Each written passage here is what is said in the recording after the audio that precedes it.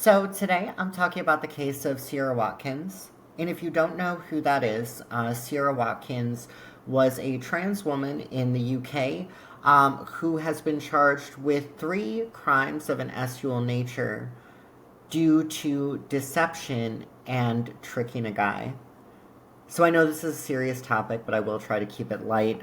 So Ciara Watkins was born in the UK. She is 21 years old. The crime occurred when they were 18. Basically, what happened is they met a guy and they started communicating over Snapchat. And my first thought is because I have a Snapchat, and it sounded like other people who were doing commentary on this subject were super offended by the guy, or Ciara, I guess I'll use their preferred name and pronouns, Ciara having a female Snapchat emoji, which made the person who was the victim of this crime add them. They started flirty talking, met up for some good times, so to speak. It happened twice. And third time came the next day. Then Ciara blocked them on Snapchat, then re-added them and was like, "I'm trans." And when they were not receptive, I guess the person felt so bad they vomited. They felt like a part of their manhood was taken. They said they were ridiculed online, and Ciara went to trial. And at the trial, the judge said Ciara did not seem remorseful. They seemed rather flippant during the trial. And basically, they've been sentenced. Let me look here. I'm just going to share what my screen looks like right here. I had ChatGPT look this up because I am a lazy bitch. So basically, what's going on? They met in June 2022. Like I said, had some sexy times, and I guess the Crown was not really happy with it. The guy wasn't happy with the experience. I think no one likes to be tricked. So Watkins was found guilty of 21 months imprisonment, placed on a sex offender registry, and Sexual Harm Prevention Order, SHPO, imposed restricting future activities. The details not fully public. Basically, what the judge's remarks were, like I said, flippant, disinterested, bored, not showing a shred of remorse, Governor. And he stated, "At the heart of this case was your frustration at wanting sexual experiences with heterosexual males, which by definition you needed to deceive to achieve." Dang, that judge was on a rhyme scheme. So as a trans woman, I mean, obviously, I think in the same way Ciara is obviously a trans person. I feel like the judge also made a remark that it's unacceptable what Ciara did. You know, although the man in this trial might have been blissfully ignorant, seeing as much like myself, even Stevie Wonder could have seen that Ciara was a man. Now, as basically a trans woman who has gone through life as trans for 10 years, dated guys, I could tell you, I do have mixed feelings about this. So one, the Snapchat thing. Now I can tell you I'm banned from Snapchat currently because I'm too cool for school. But if you have a female Snapchat emoji, guys will just add you randomly, and they will just be aggressively trying to go to Pound Town. They will be aggressively hitting on you. They'll be demanding pictures. They'll be demanding videos. You know, so I don't want to sound like kind of if the situation was reversed and asking what is the woman wearing, you know, if this type of thing happens to them. But also, like, if you're trying to hook up with random people on Snapchat, like, I feel like there might be some other issues at play. Now, my personal opinion on this, a lot of times guys will hook up with a trans woman, and it's not an issue. They know full well what is going on. They know the tea, but the minute their friends find out, that's when there's an issue. The minute the friends find out, oh no, I was tricked. In actuality, it's like, you knew the whole damn time. I know because you had it in your mouth and you were saying how much you loved it. But now that your friends know, oh, I was tricked. How could you get tricked by that? Well, he wasn't. I'm not saying that is what happened in this case. I am saying that does happen quite a bit. And you could take it as someone who has been trans a while, that has happened to you, where guys knew full well it was in my dating profile in big letters, and the minute their friends found out, they were like, oh, I got tricked. And it's like, no, you weren't. You just don't want your friends to know what you really like. And that's okay, but should there be laws about it, is the question. Because my issue is, like, the judge saying, you know, it was deception because if he had knew Ciara's birth sex, he would not have consented to sex. Now, I think that is a slippery slope. Because here's the thing. I've hooked up with guys, and I would not have consented if I knew beforehand they were married. So can I go back and sue them?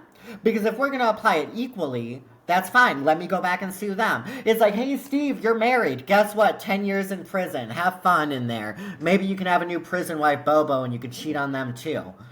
But in actuality, like, a lot of times I feel like with trans, sometimes we throw the book at it. But it's like, if you look at other situations and you can say, oh, well, that was different. You know, someone's sexuality is different than not knowing if they're married. It's like, how's it different? I still would not have consented if I knew that was the situation. And you could take that a step further. I've had guys lie about their job. I've had guys lie about their age. I've had guys lie about a plethora of things. Can I go back and prosecute them? That's the question. Now, if we're saying that's okay, I'm perfectly fine with that. Applied equally across the board. You know what? This person, said their salary was $100,000 a year. Turns out they were living with their baby mama, and actually when he said they were separated, he means she just went out to the grocery store. Can I file a felony assault suit on him? Because if that's the case, I would love to. So I just don't know how deep we want to go with that. And if I sound unsympathetic, that's not the way I'm trying to. I mean, personally, I don't think trans people should be trying to trick people whatsoever. I think if you really want love, you want someone who is going to accept you for you and love you for you, even the parts that you don't like. Which is a trans person, there are a lot of parts of ourselves that we don't like, especially if you have gender dysphoria, which in my opinion is the only reason you should be trans if you have gender dysphoria. But on the other side of that coin is, so this person, they're saying they're tricked and they're lying. And again, trans people should never lie to guys. Like, the only time I've ever tricked a guy is when I was hoping he would find out, punch me in the face, and I could get a free nose job.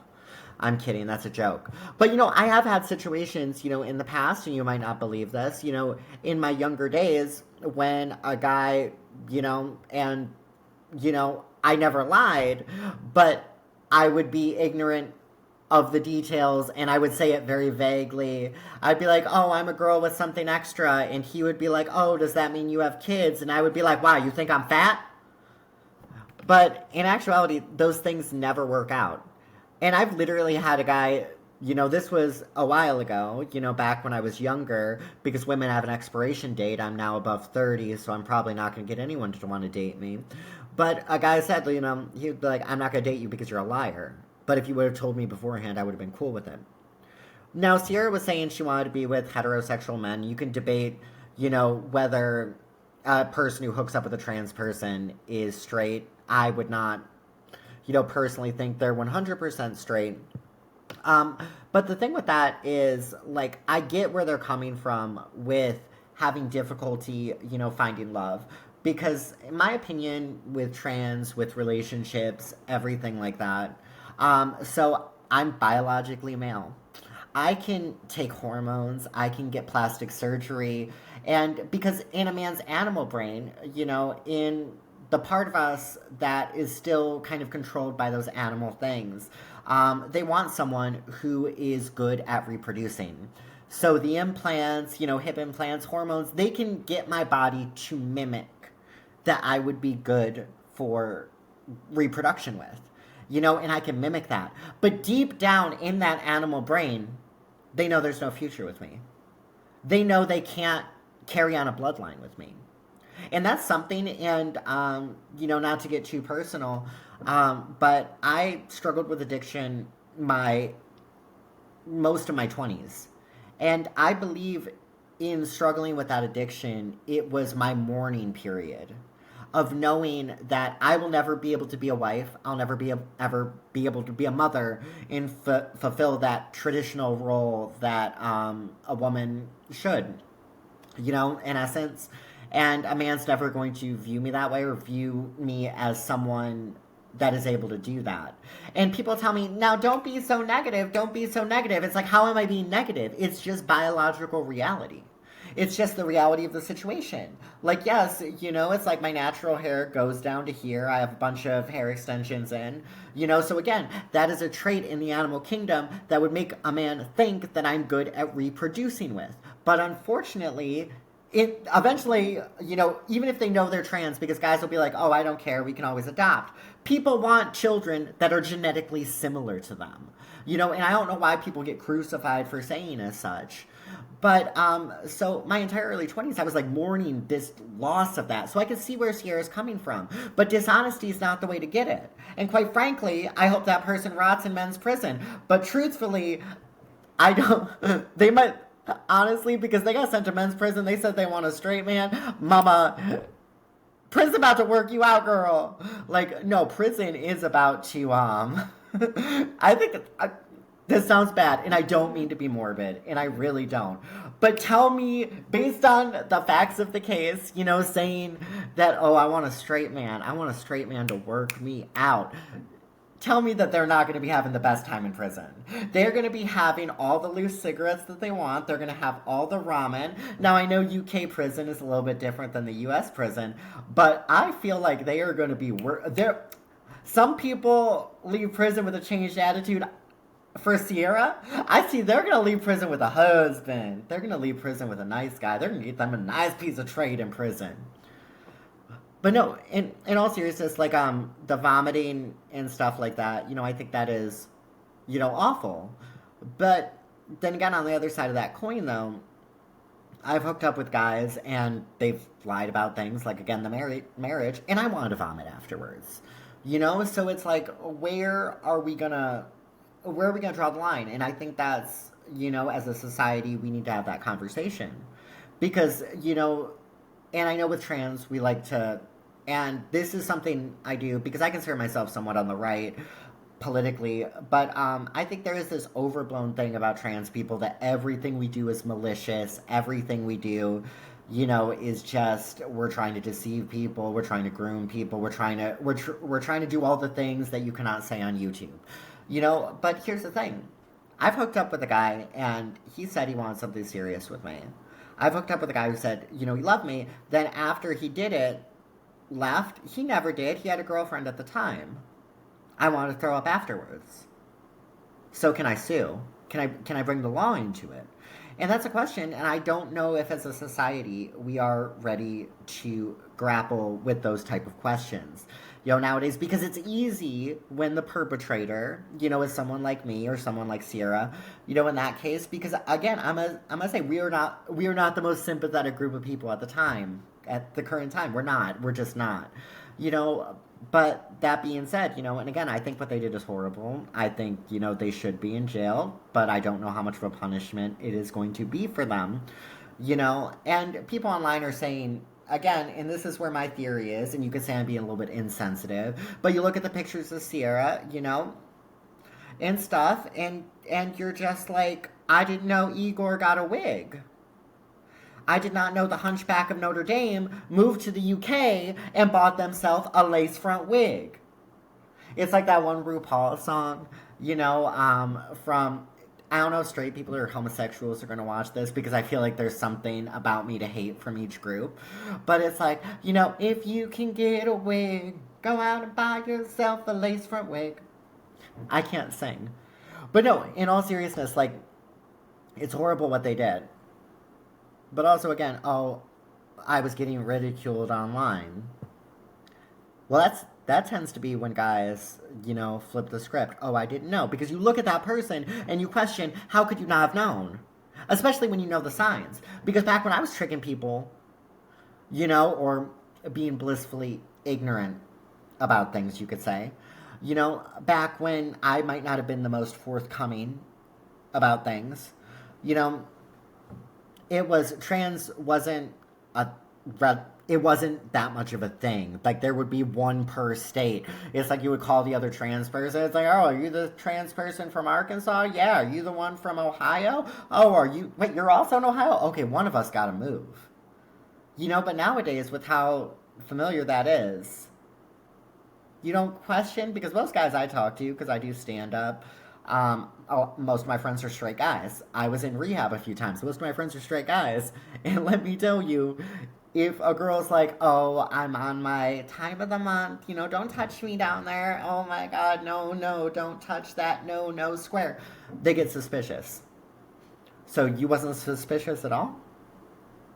And I know sometimes as trans people, and I think it's a unique thing, because I feel like some people are so ready to criticize a trans person for things like this, right? And if you're a trans person, you're supposed to condemn it immediately. Well, men don't do that. Men, 100% they don't. So it's like, if a man does something, because I'll talk to guys on dating apps and they'll always be like, oh, you're damaged. You shouldn't blame men for your bad experiences with men. Oh, wait, so that means every man doesn't have to apologize of a man who did something truly horrible to me? Because some of the horrible things that have been done to me were not, oh, if I knew, I would not have consented. I was saying no and they said yes. Barry Manilow was involved. I don't know if that's his song, but I thought that was funny to say there. But, so, as a trans person, anytime a trans person does anything bad, are all trans people supposed to stand up and be like, I condemn this, I disavow this, ain't no other group have to do that? Why is it trans people that, oh, we have to condemn everything immediately, we have to come out of the woodwork and condemn it? And I do condemn what this person did. I'm just asking questions. And I feel like as a society, we should be allowed to ask questions. Because as messed up as it is, if the situation was a woman, she would be asked a ton of questions. Well, why'd you go back to his house? Didn't you know? What were you wearing? But all of a sudden it's a guy now, we're not allowed to ask questions? Really? Because if it was a guy doing the crime, it would be like, what about his future? Were they consenting? Did they text it afterwards? That's weird. So it just seems a little ick to me. Now I'm truly sorry for the victim. I really am. I would hate to have that happen to me. I would hate, anyone to have that happen. Because I think a lot of people don't realize, things of that nature. And I feel like as a society, and I'll end on this, we really have devalued intercourse. We have. We've devalued it, and it used to mean something, it's like, oh, two people in love. Now it's not like that. Now it's hookup culture, and people are doing it, and they barely even know each other. Maybe the moral from this is we should go back to a time where intercourse used to mean something. I tell every guy this story before I hook up with them. And I'm going to end on this because I think, in the vein of what I was talking about not being able to fulfill the role, of a woman, there's a book, Russian author, Anna Karenina, and I recommend everyone read Anna Karenina. Because what happens in that book is, and I'll give you the Spark Notes version, it's basically about a Russian woman that have a train ran on her. Not in the metaphorical sense, literally, she gets a train ran on her at the end. But she's married to this Count Vronsky. And she has, like, the perfect life from the outside. She is, married to this rich guy, has a kid with him, and everything like that, but she's not happy. So she sees this guy in the military, Vronsky, and she falls madly in love with him. It's this dopamine spike, and I think that's the problem with our society. We chase these dopamine spikes without thinking about the other thing. So she chases the dopamine spikes, right? She follows Vronsky, she gets knocked up. And in Russia at that time, they had, there was no no-fault divorce. If people were getting divorced, someone was found at fault. And she basically gets pregnant, and the count is like, okay, we'll sweep this under the rug, we'll say it's mine, just never see him again. And she couldn't do that. And so she goes with him, to live with Vronsky. Found guilty. She can't see her son. She has this kid with Vronsky now. And she's still unhappy. Because dopamine spikes, love, what is it? It's a tiny temporary chemical reaction in our brain that says something is good for survival, but it does not last. 2 years at most after that, you're choosing to love that person, which again is fickle at most. So she unalives herself by jumping in front of a train. Now, Anna has a sister, Kitty, and she lives in the country, and she's so jealous of Anna. She really is. And she gets engaged to this guy who's basically like adult. And I could be telling, again, it's been years since I've read this story, so I could be getting some details wrong, but I'm getting the main point correct. So Kitty ends up marrying this guy, and like I said, he's adult. But she finds happiness. She doesn't necessarily love him. It's not about the dopamine spike. She finds happiness in her duty. As a wife, as a mother, in that small life on the farm, she finds happiness in that duty. And I think that is what we as a society have gone away from quite a bit, is finding happiness in duty rather than this hookup culture, that we have that's a cancer that most of us don't even like to begin with. What, it feels good. How long does it feel good? Let me ask you that. How long? 2 seconds? 3 seconds? What's after that? Most women I talk to feel shame. Most trans women I talk to feel shame afterwards. Most guys that I talk to afterwards, well, I don't, because they're already outside the door the minute they finish. So, like I said, it's a horrible crime. Maybe, here's a revolutionary thought, maybe we should think before we hook up with people. Maybe we should try to find connections instead of temporary dopamine hits. Anyway, I've been Alexa. Like, comment, subscribe. I'm going to start posting YouTube videos more regularly if you like my social and political commentary. And I promise next time I will have a slightly cleaner room. Thank you so much. Bye-bye.